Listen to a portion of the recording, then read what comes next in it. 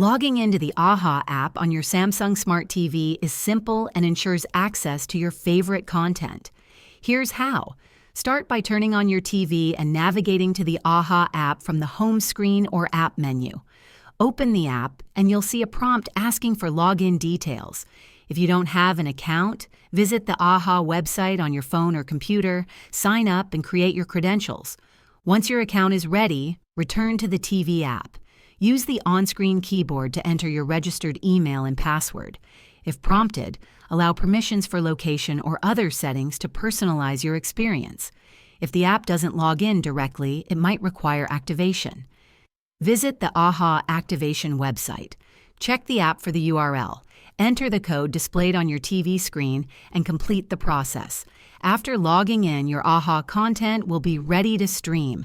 If this tutorial helped you, please like and subscribe for more tips. Thanks for watching.